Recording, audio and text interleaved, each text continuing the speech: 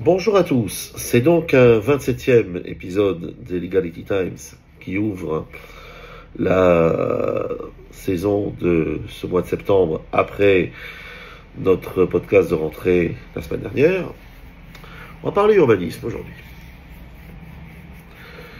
Quand on achète un bien, a priori, qui n'est pas un terrain à construire, bien sûr, quand on achète un terrain à construire, quand il s'agit de faire bâtir, la première question qu'on se pose, c'est celle de l'urbanisme, de la capacité de construire, capacité du terrain à être construit, la capacité d'édifier. Et bien évidemment, on va s'enquérir de l'état de constructibilité du terrain avant même de l'acheter.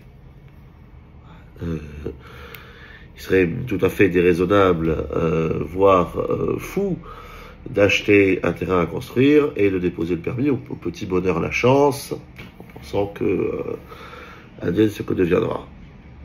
Bon.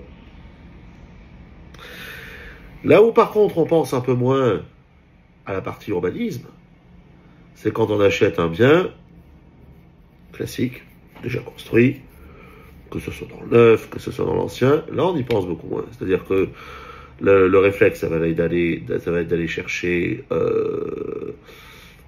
pour l'Espagne la nota simple, ça va être d'aller chercher le certificat cadastral. Également, le réflexe en France va être d'aller chercher le certificat cadastral. Dans les deux cas, on va demander ce qui en France s'appelle le DPE et ce qui en Espagne s'appelle le certificat de eficiencia energética.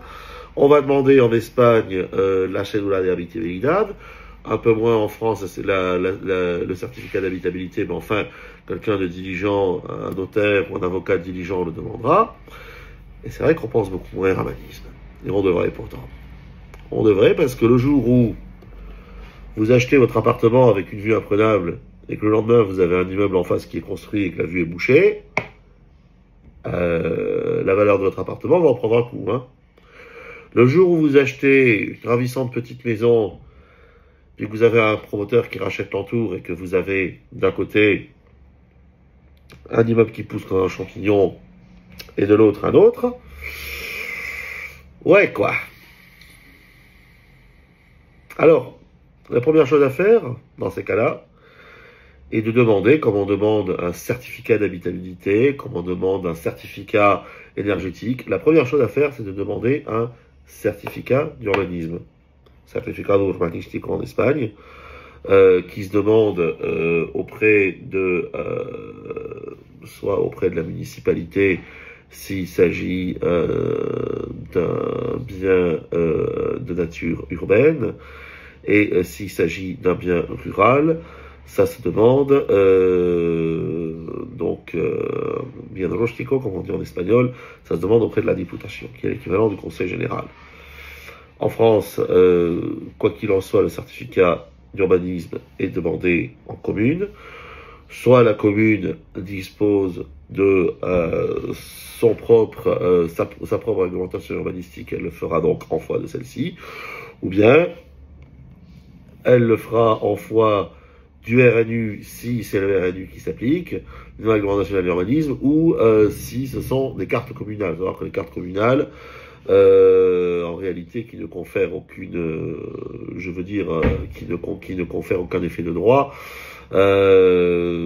puisque c'est l'application du RNU, les cartes communales qui matérialisent l'application du RNU dans la commune. Alors, d'ailleurs, c'est déjà mieux que rien, mais ça ne va pas très loin. En matière de production d'effets de droit, on est d'accord. Donc, ça c'est une première chose. Quoi qu'il en soit, demandez le certificat d'urbanisme de la parcelle de l'entour, dans lequel est situé le bien que vous allez acheter. Et s'inquiéter de savoir si autour vous avez des terrains constructibles et cas échéant, est-ce qu'un permis de construire a été déposé? Si un permis de construire a été déposé, ça va se voir sur le certificat d'urbanisme. s'il a été instruit, si un avis favorable a été donné ou pas. Voilà. Et bien sûr, cas échéant, s'il y a un permis de construire en cours, assurer le suivi. Bon. Ça, c'est une première chose. Sachant que de toute façon, le certificat d'urbanisme ne vous conférera pas un droit réel, ne vous conférera pas un droit pérenne. Tout peut changer. Faut savoir que le parcellage des zones constructibles ou non constructibles ou classées sur n'importe quel document d'urbanisme, que ce soit un PLU, que ce soit une carte communale, que ce soit un PLUI, que ce soit n'importe quoi. Et d'ailleurs aussi là-dessus, je reconnais que le droit français de l'urbanisme et le droit espagnol, donc son homologue, se ressemblent assez, même si le droit de l'urbanisme n'est pas uniforme en Espagne au niveau national, mais enfin, dans l'ensemble, tout ça, ça se ressemble assez. Et c'est vrai que il est capitalement important de penser que la constructibilité du terrain, d'abord, n'est pas un dû, et qu'ensuite, lorsque un terrain est déclaré constructible ou non constructible, la situation peut changer selon divers paramètres qui parfois sont prévisibles et puis qui parfois ne le sont pas du tout. Ça, il faut bien l'avoir à l'esprit. Donc, encore une fois, le but d'une bonne due diligence menée en matière urbanistique, lorsque vous achetez, alors c'est a fortiori vrai quand vous achetez un terrain à construire.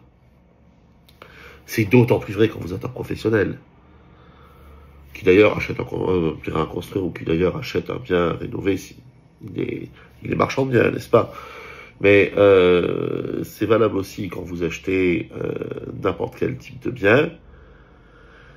Sachez avec précision ce qui peut être fait légalement, ce qui est en train d'être fait autour de chez vous, et assurez, donc ça, je veux dire, a posteriori au moment où vous achetez, après, a priori, pardon, au moment où vous achetez, et a posteriori de votre achat, assurez un suivi. Parce qu'il est clair que si jamais est en train de se matérialiser sérieusement une déclassification d'une parcelle non constructible de non constructible, si vous-même au contraire aviez des vues sur un terrain adjacent pour le construire et que du jour au lendemain il est plus constructible, ça risque de vous causer grief et ça risque d'affecter très sérieusement la valeur de votre bien. Donc tout ça, le but étant d'anticiper dans la mesure du possible pour pouvoir revendre au son du canon, hein, comme on dit, pour revendre au son du canon et non au son du clairon, avant que intervienne ce changement normatif, et encore une fois, que votre bien se retrouve profondément dévalué. Malheureusement, on a vu des situations comme ça où la valeur de bien pour un terrain construit, pour une construction à côté, avait été divisée par 2 ou par 3. Alors, quand vous avez une construction à côté je veux dire un chantier qui va matériellement vous causer du tort parce que vous avez un marteau-piqueur qui vous lézarde les murs ou parce que les fondations sont affaiblies ou que sais-je, là évidemment vous avez droit à l'indemnité. Là vous pouvez envisager une action du fait de la responsabilité du maître d'œuvre et du constructeur. Par contre, si c'est une décision urbanistique motivée, à moins alors encore une fois, à moins que on soit sur une situation de voie de fait de l'administration, c'est-à-dire une erreur tellement flagrante, tellement quelque chose qui est tellement délétère que la responsabilité de l'administration soit engagée.